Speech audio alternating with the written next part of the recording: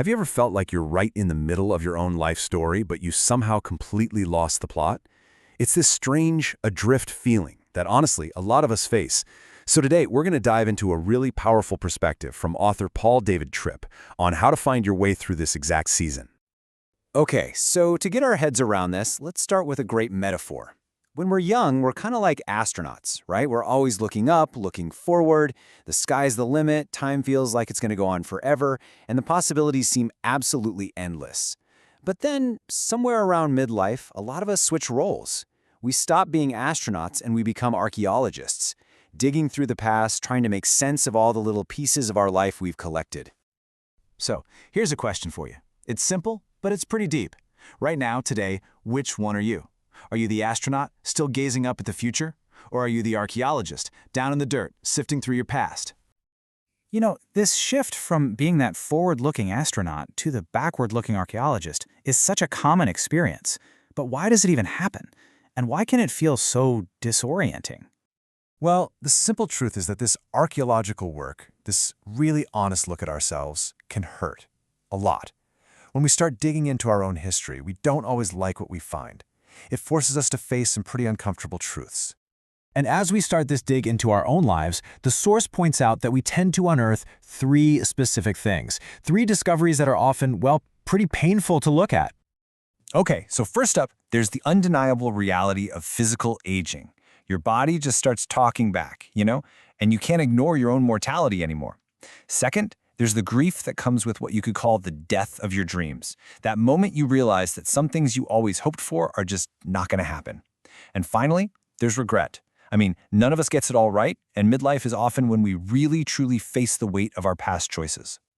So, when we're faced with this kind of pain, what's our natural instinct? We want to find a quick escape, right? That temptation to just distract ourselves from all the discomfort is incredibly strong. And we see these escape routes everywhere. A huge life change like quitting a job, buying a sports car, or just trying to numb the pain with something new. They're all attempts to fix an internal struggle by changing something on the outside. But at the end of the day, they're just temporary distractions. They don't really fix anything. But what if this feeling of being lost isn't actually a problem we need to solve or a pain we have to escape from? What if it's really an invitation to ask a totally different kind of question? And here it is. This is the big, powerful reframe. Instead of getting stuck asking ourselves, what's wrong with me? We're invited to shift our whole focus and ask, what is God doing in my life through this struggle? I mean, that one little change in perspective, it can change everything. This quote just gets right to the heart of the whole idea. These challenges, they aren't some kind of punishment for your past. They're actually God's way of getting your attention, of drawing you into a deeper, more honest relationship with Him. This leads to a really fascinating concept, a repentance of self-reliance. I mean, think about it. For years, we trust our own strength, our own smarts, our own plans. Midlife challenges can bring us to the absolute end of all that, forcing us to find our real purpose and security in someone much bigger than ourselves. So, if this is a totally new way of looking at things, how do we actually live it out? If God is at work in this, what are the practical steps we can take to follow His lead? All right, so the source lays out 5 really practical steps. First, you got to recognize those unhealthy escape routes we all use. Second, confess your regrets instead of just letting them paralyze you. Third, actually ask for forgiveness from the people you've hurt.